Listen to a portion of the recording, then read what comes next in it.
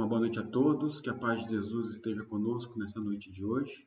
É com muita alegria que eu retorno às palestras aqui no Fraternidade, hoje com o tema Inconfidência Mineira. Já agradeço a oportunidade de poder estar aqui com vocês, ter estudado um pouquinho e repassar aquilo que a gente estudou. Mas antes da gente entrar no tema da nossa palestra, eu trouxe um item do livro Vinha de Luz, para a gente poder ler antes. É o item 59, que se chama Política Divina. Então eu vou ler agora e depois a gente já faz a prece para poder iniciar o tema da noite, ok? Política Divina. Como sempre, o livro começa com uma citação. Hoje uma citação de Jesus em Lucas 22, 27. Ele fala assim: Eu, porém, entre vós, sou como aquele que serve. E ele vai discorrendo o capítulo. O discípulo sincero do Evangelho não necessita respirar o clima da política administrativa do mundo para cumprir o ministério que lhe é cometido. O governador da terra, entre nós, para atender aos objetivos da política do amor, representou, antes de tudo, os interesses de Deus junto do coração humano, sem necessidade de portarias e decretos, respeitáveis embora. Administrou servindo, elevou os demais, humilhando a si mesmo. Não vestiu o traje do sacerdote, nem a toga do magistrado. Amou profundamente os semelhantes e, nessa tarefa sublime, testemunhou a sua grandeza celestial. Que seria das organizações cristãs se o apostolado que lhes diz respeito estivesse subordinado a reis e ministros, câmaras e parlamentos transitórios? Se desejas penetrar efetivamente o templo da verdade e da fé viva, da paz e do amor com Jesus, não ouvides as plataformas do Evangelho Redentor. Ama a Deus sobre todas as coisas, com todo o teu coração e entendimento. Ama o próximo como a ti mesmo. Cessa o egoísmo da animalidade primitiva. Faze o bem aos que te fazem mal. Abençoa os que te perseguem e caluniam. Ora pela paz dos que te ferem. Bendize os que te contrariam o coração inclinado ao passado inferior. Reparte as alegrias do teu espírito e os dons da tua vida com os menos afortunados e mais pobres do caminho. Dissipa as trevas, fazendo brilhar a tua luz. Revela o amor que acalma as tempestades do ódio. Mantém viva a chama da esperança, onde sopra o frio do desalento. Levanta os caídos. Sê a muleta benfeitora dos que arrastam sobre aleijões morais, dos que se arrastam sobre aleijões morais. Combate a ignorância, acendendo lâmpadas de auxílio fraterno, sem golpes de crítica e sem gritos de condenação. Ama, compreende e perdoa sempre. Dependerás, acaso, de decretos humanos para meter mãos à obra? Lembra-te, meu amigo, de que os administradores do mundo são, na maioria das vezes, veneráveis prepostos da sabedoria imortal, amparando os potenciais econômicos, passageiros e perecíveis do mundo. Todavia, não te esqueças das recomendações traçadas no Código da Vida Eterna, na execução das quais devemos edificar o reino divino dentro de nós mesmos.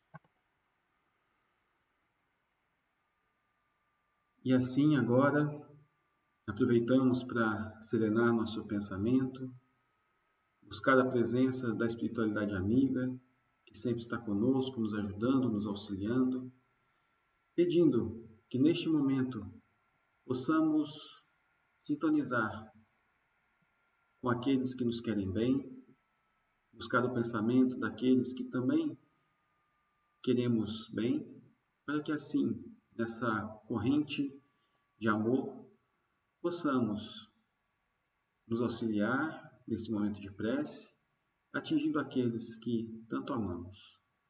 Mais uma vez agradecemos a oportunidade que temos de estar aqui e pedimos que nos auxilie hoje e sempre. Que assim seja. Bom, como eu comentei, o nosso tema hoje vai ser a Inconfidência Mineira. E aí, assim, obviamente a gente vai ter que falar muito de história aqui.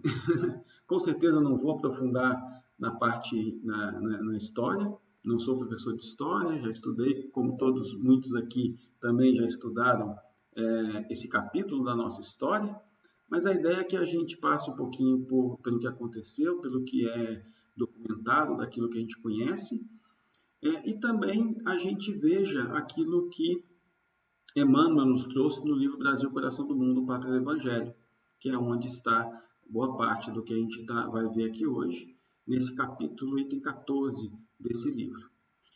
Mas, obviamente, a gente precisa dar um pouquinho dessa visão histórica também, e a gente vai ver que depois a gente vai fazer a visão do livro de Emmanuel, do Brasil, Coração do Mundo, mas as duas se entrelaçam, né? Obviamente, a visão do livro traz alguns detalhes a mais, mas corrobora um pouquinho ou bastante com o que a história também nos ensina. E com certeza, a imagem de Tiradentes precisaria estar aqui nessa nossa apresentação. É um personagem fundamental nessa história toda. Estamos chegando perto da época das comemorações da Inconfidência, da data de desencarne dele como Tiradentes, em 21 de abril. Mas também a gente tem que lembrar que quem será que foi Tiradentes de verdade, né? Eu coloquei aqui algumas fotos de como ele é retratado, de como ele é lembrado, e existe ainda uma certa controvérsia dos historiadores de se Tiradentes foi realmente um líder, se Tiradentes foi um bode expiatório, se ele era só um simples alferes que estava ali, mas não fez muita coisa, se ele era um herói, se não era.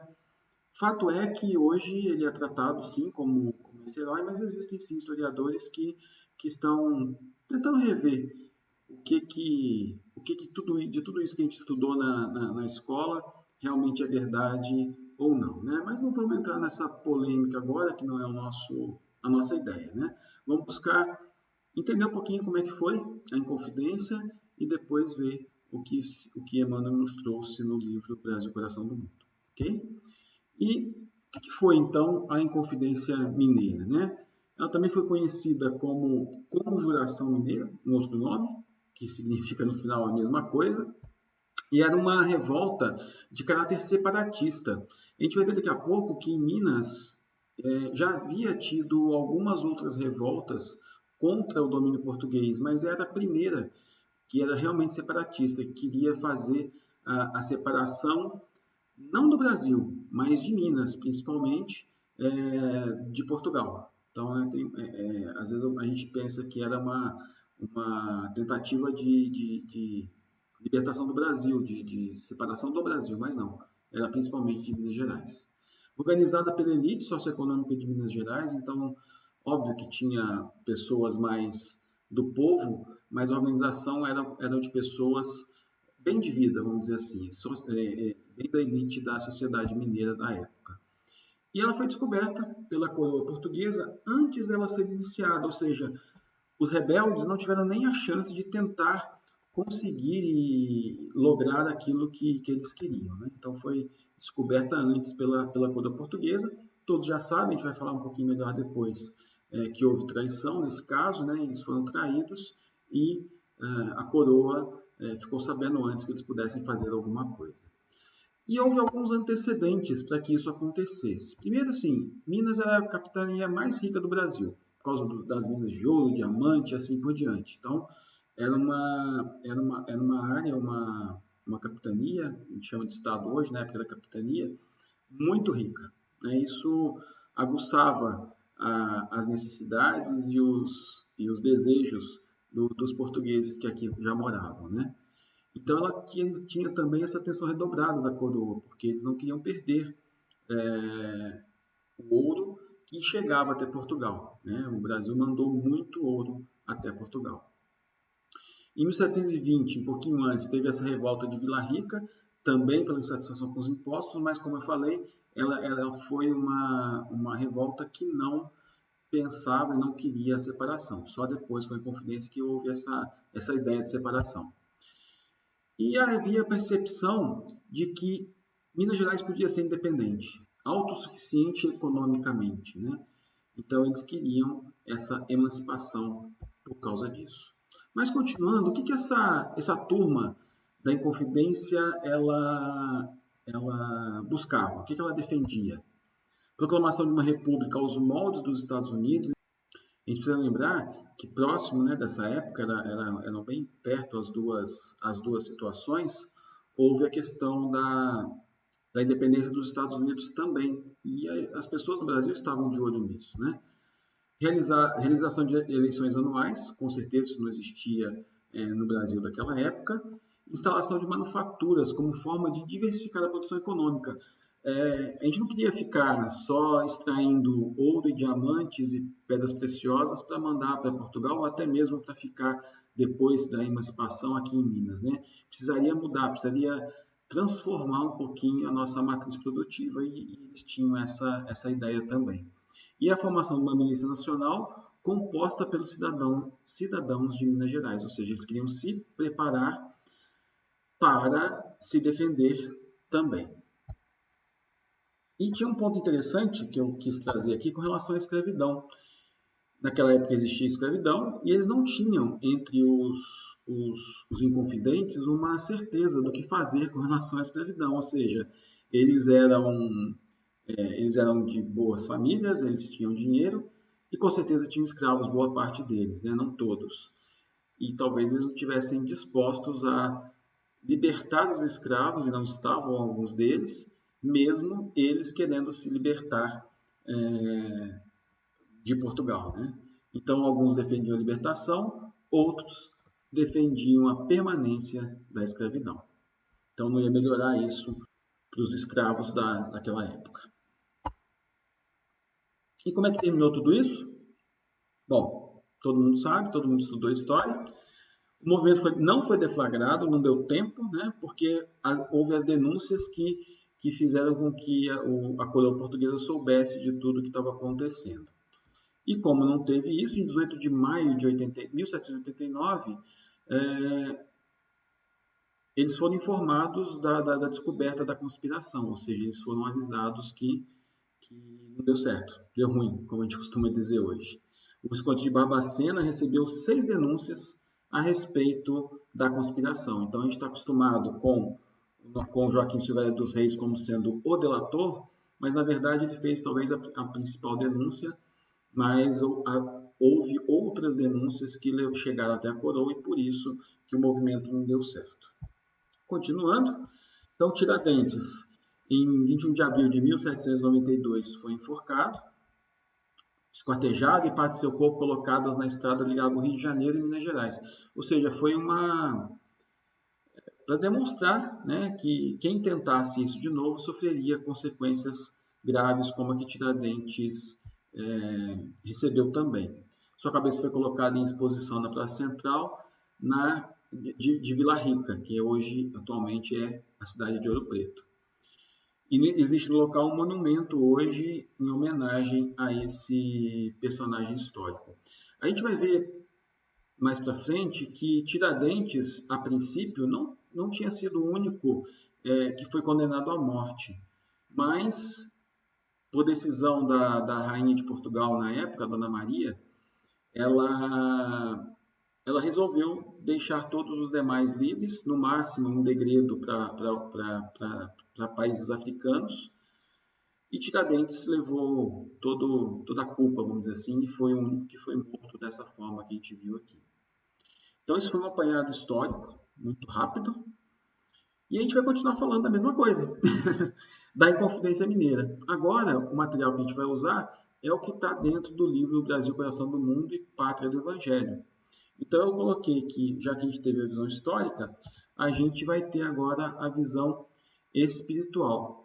Só que vocês vão perceber que as duas se misturam muito, né? De verdade, a visão espiritual corrobora com muita coisa da visão histórica e os fatos narrados são semelhantes. Então, eu tentei pensar aqui algumas coisas que não tinha no material que eu busquei a parte histórica, para poder focar naquilo que Emmanuel nos trouxe agora no livro, né? Mas as duas, com certeza, elas se misturam.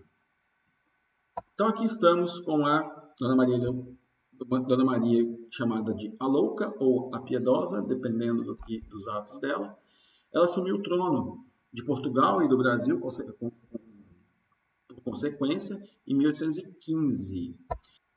E nessa época, o mundo realmente passava por muitas transformações, né? Eu já tinha comentado a questão da independência dos Estados Unidos, que foi muito importante. A gente vai ver que Jefferson foi consultado para tentar auxiliar a Inconfidência Mineira.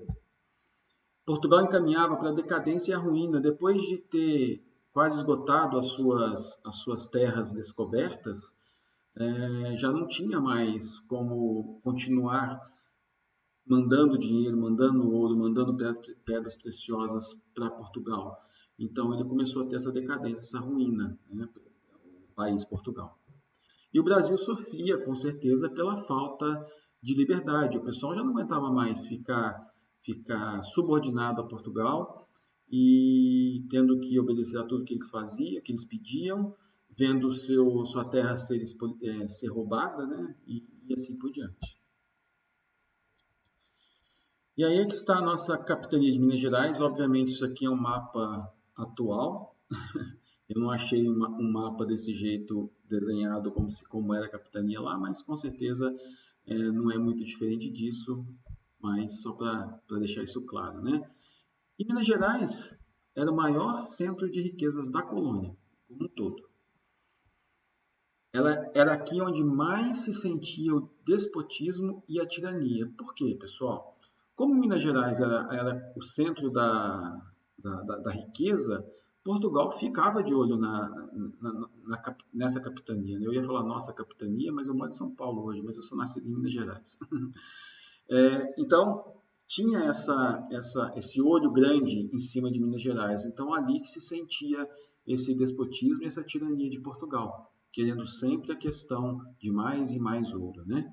E era patente as humilhações que a metrópole infligia ao Brasil, de novo repetindo, especialmente a Minas Gerais.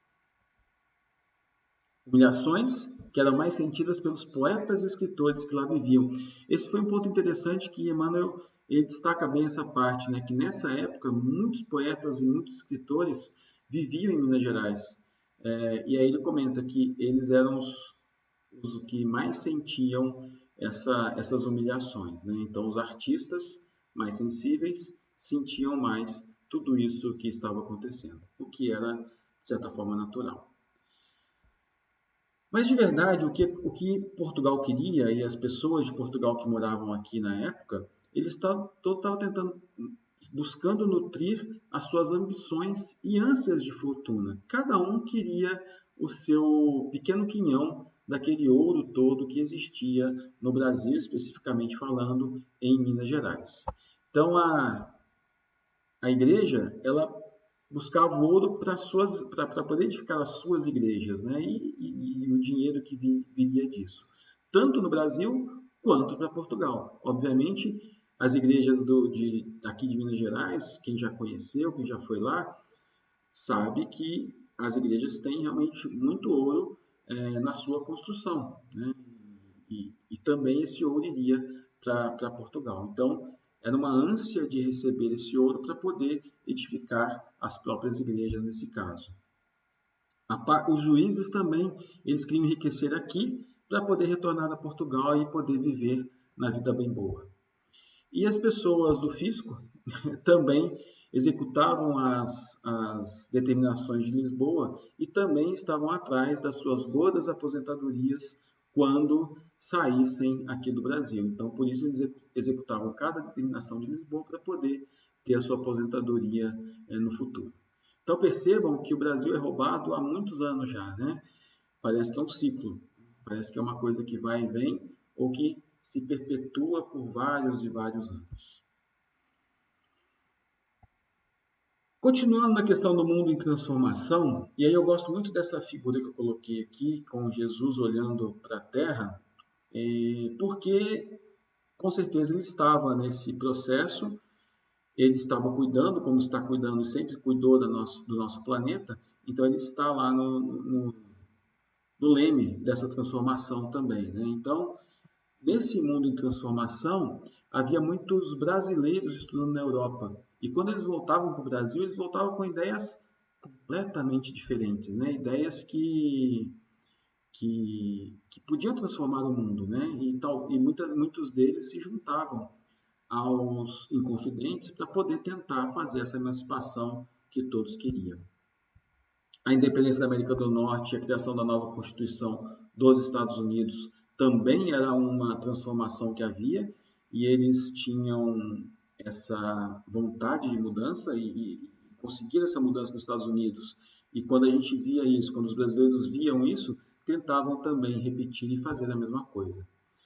Mas enquanto isso estava acontecendo no mundo, em Minas Gerais, o povo continuava na miséria, os impostos aumentavam e eram de todo tipo, os trabalhadores estavam cada vez mais sem recursos, e alguns brasileiros entenderam a gravidade da situação, e por isso eles pensavam em tomar as rédeas do seu destino.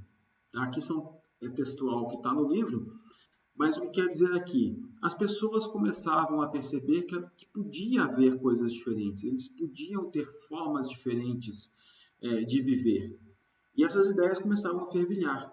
E aí se juntavam essas pessoas e começavam a conversar a respeito, como seria sendo independentes, como seria de uma outra forma. Né? Então tudo que acontecia no mundo estava trazendo essa vontade, essa necessidade de mudanças.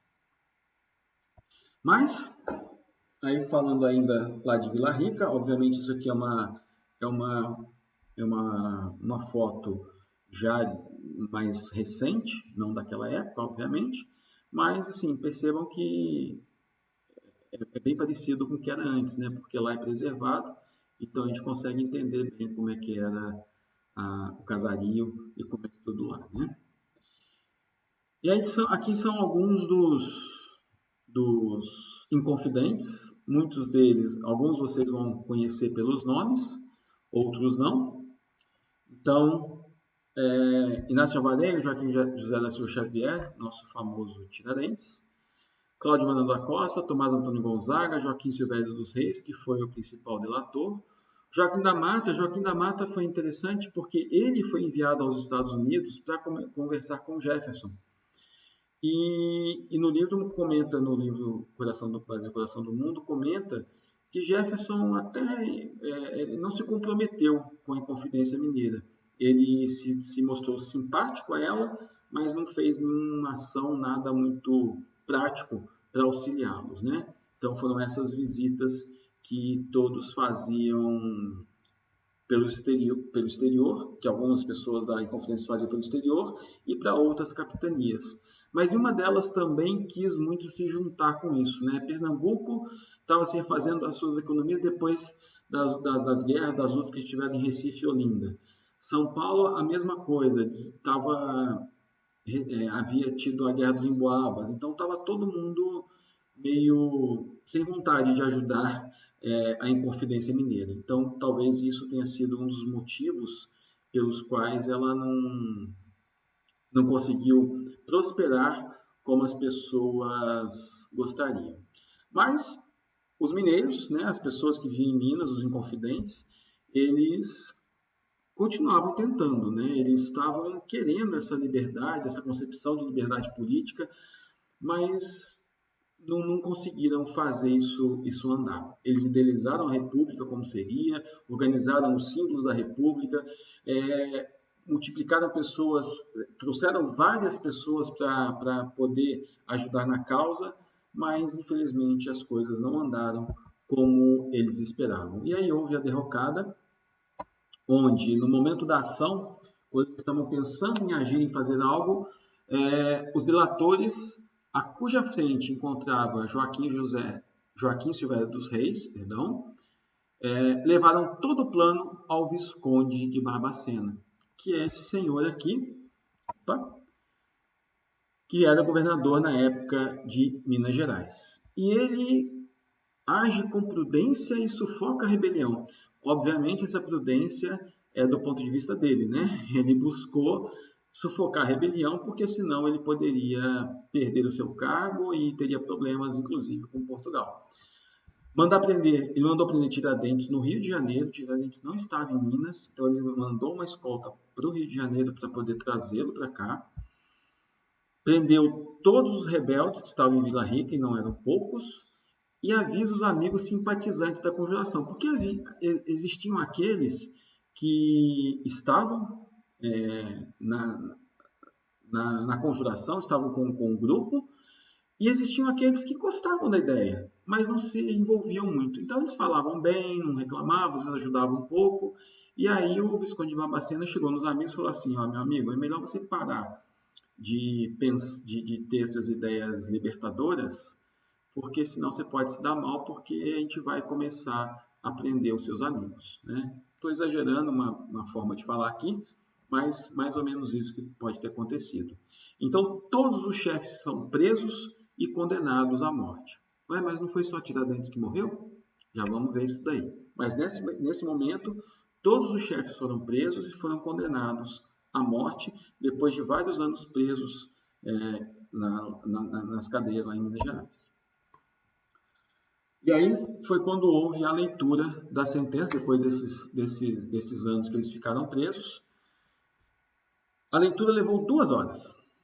Pouco, né? 2 horas para ler uma leitura de sentença, muitas pessoas, e levou 2 horas. Todos os chefes presos foram condenados à morte, repetindo aquilo que eu comentei antes. Os conjurados passaram as recíprocas recriminações, ou seja, aí acabou um se desentendendo com o outro, apontando o dedo para um, para o outro, coisa muito natural quando a gente se vê perante a morte, sem saber exatamente o que vai acontecer com a gente, ou sabendo o que vai acontecer com a gente, e o que vai acontecer com a gente é ser morto, enforcado em poucos dias. Se viram quadros de fraqueza moral daqueles corações desiludidos e desamparados. E aí a gente está vendo muito mais ainda, né, a questão espiritual. Com certeza, os livros de história não vão falar da fraqueza moral dos corações desiludidos, mas Emmanuel pode nos trazer esse tipo de esclarecimento, né? Então, pessoas que estavam juntas, batalhando, lutando, tentando fazer algo para que houvesse a separação da capitania, não conseguiram manter a pose, vamos dizer assim, não é bem a pose, mas manter a tranquilidade, manter essa moral elevada, e começaram a demonstrar a fraqueza moral que de verdade eles tinham. Só que no final, a rainha resolveu comutar as penas de todos eles, quase todos eles.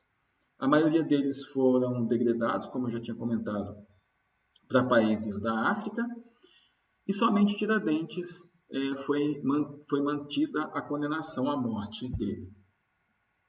E aí os últimos momentos de Tiradentes, ele teria que morrer na forca, conservando-se o cadáver insepulto e esquartejado para escarmento de quantos urdissem novas traições à coroa portuguesa.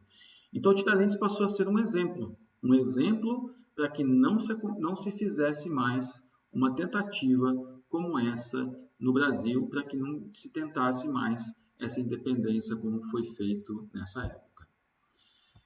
Ainda nesses últimos momentos, e aqui eu peguei uma outra imagem também, você percebe que cada Tiradentes é de um jeito. Reveste Tiradentes, contudo, né, apesar das defecções dos amigos e daquilo que a gente falou da fraqueza moral, Tiradentes foi um pouquinho diferente, segundo o relato de Emmanuel. Reveste-se de supremo heroísmo, alegria sincera pela sincera expiação. Entrega o espírito a Deus nos suplícios da forca, a 21 de abril de 1792, como já sabemos. E aí, comentado no livro, um arrepio de aflitiva ansiedade percorre a multidão no instante em que seu corpo balança pendente das traves do cadafalso. E aqui, quando a gente fala pela sincera expiação, a gente precisa lembrar, isso também está revelado no livro, que Tiradentes havia sido um inquisidor em uma encarnação anterior. Então, este momento onde ele morreu enforcado, esquartejado, foi a expiação que ele precisava naquele momento por causa dessa encarnação que ele teve no passado. E aí, eu trouxe aqui que Ismael disse a Tiradentes quando ele o recebe no mundo espiritual. Irmão querido, resgatas hoje os delitos cruéis que cometeste quando te ocupavas do nefando mistério de inquisidor. Foi o que eu comentei antes, que estava ali na descrição anterior. Dos tempos passados. Redimiste o pretérito obscuro e criminoso com as lágrimas do teu sacrifício em favor da pátria do Evangelho de Jesus. Passarás a ser um símbolo para a posteridade, com o teu heroísmo resignado nos sofrimentos purificadores. E aqui a gente começa a entender o papel de Tiradentes, né? Então, assim, ele sim é um símbolo para a posteridade até hoje e era um dos objetivos dele, de acordo com o que está sendo escrito aqui no livro. Qual novo gênio surges para espargir bênçãos sobre a terra do cruzeiro, em todos os séculos do seu futuro? Regozija-te no Senhor pelo desfecho dos teus sonhos de liberdade, porque cada um será justiçado de acordo com as suas obras. Se o Brasil se aproxima da sua maioridade com a nação, o influxo do amor divino será o próprio Portugal quem virá trazer, até ele, todos os elementos da sua emancipação política, sem o êxito incerto das revoluções feitas à custa de sangue fraterno, para multiplicar os órfãos e as viúvas na face sombria da terra. Então aqui Ismael está também se regozijando de que essa transformação, essa independência do Brasil não viria com sangue fratricida, né, de irmãos, e sim de uma outra forma que o próprio Portugal iria trazer, aí depois com a vinda de Dom João VI, Dom Pedro e assim por diante, que a gente também conhece da história. Aí alguns dias, a piedosa rainha portuguesa enlouquecia, ferida de morte na sua consciência pelos remorsos pungentes que a dilaceravam, e consoante as profecias de Ismael, daí a alguns anos era o próprio Portugal que vinha trazer com Dom João VI a independência do Brasil, sem o êxito incerto das revoluções fratricidas, cujos resultados invariáveis são sempre a multiplicação dos sofrimentos das criaturas, dilaceradas pelas provações e pelas dores da vida terrestre. E assim que termina esse capítulo do livro Brasil, Coração do Mundo, Pátria do Evangelho. Só que eu trouxe também um outro texto importante, que está no livro Crônicas de Além-Túmulo, onde Humberto de Campos ele nos conta que nessa época que a gente está agora, dessas festividades com relação à Inconfidência Mineira, boa parte dos espíritos que se envolveram nessa contenda, nesse período, eles se encontram, eles vão visitar Ouro Preto e passam um tempo lá. E Humberto de Campos, nesse relato aqui, ele fala que ele encontrou com Tiradentes. E eu não vou ler o texto todo, obviamente, porque é muito grande. Eu sugiro que vocês vejam isso, leiam isso depois no livro Crônicas de Além-Túmulo. Mas tem uma pergunta que Humberto de Campos faz para Tiradentes, que eu achei bastante pertinente e eu quis trazer aqui para que a gente pudesse terminar a nossa conversa com esse texto, né? A pergunta foi a seguinte: quanto ao Brasil atual, qual a vossa opinião a respeito? E Tiradentes, só para a gente não perder esse ponto, Tiradentes nesse texto também fala: eu não fui herói. Depois dê uma olhada lá no texto para a gente entender por quê. Ele fala o seguinte: qual a vossa opinião, então, a respeito, né, do Brasil atual? Apenas a de que ainda não foi atingido o alvo dos nossos sonhos. Com certeza, ainda hoje não. A nação ainda não foi realizada para criar-se uma linha histórica mantenedora da sua perfeita independência.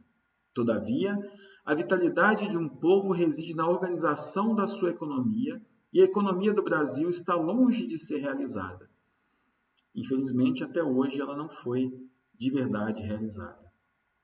A ausência de um interesse comum em favor do país, gente, isso é muito atual. A ausência de um interesse comum em favor do país. Infelizmente, o que nós vemos hoje, em muitos casos, são pessoas tendo interesses próprios, pessoas que deveriam ter um interesse comum pelo país, tendo interesses próprios e buscando caminhos para satisfazer esses interesses. A partir do momento que nós pudermos ter um país onde todos tenham esse interesse comum pelo nosso país, as coisas vão mudar muito rapidamente. Mas, continuando. A ausência de um interesse comum em favor do país dá causa não mais à derrama dos impostos, mas ao derrame das ambições, onde todos querem mandar sem saberem dirigir a si próprios. Então, estamos ainda com algumas características, não mais pela subjugação de Portugal, mas algumas características semelhantes ao que havia naquela época, porque ainda não conseguimos pensar como país, não conseguimos pensar em conjunto. Então, nos falta, às vezes, solidariedade, nos falta amor ao próximo, tudo aquilo que Jesus nos trouxe para poder nos auxiliar nessa nossa encarnação. Então, depois de tantos anos que tudo isso aconteceu, ainda temos muitos problemas no nosso país, mas que poderão ser resolvidos quando tivermos o nosso foco em satisfazer não os nossos desejos, mas os desejos de todos. Então, que essa lição de Tiradentes, essa lição da Inconfidência, possa nos lembrar da necessidade que temos de trabalhar em prol também do nosso país. E com isso a gente vai encerrando, fazendo a prece final também, já agradecendo mais uma vez a oportunidade e que todos tenham uma ótima noite. Pedindo por cada um de nós que aqui está, por aqueles que nos são caros, pedindo pelas pessoas que comandam não somente o nosso país, mas cada país desse mundo, para que possamos juntos buscar os caminhos de entendimento, os caminhos de correção, os caminhos da paz. A paz que acaba com a guerra, mas também a paz que acaba com as discussões, com os problemas, acaba com esse estado de coisas que muitas vezes vivemos. Permita, Senhor, que a espiritualidade continue nos ajudando e que assim possamos caminhar em busca de um mundo melhor. Obrigado, que assim seja.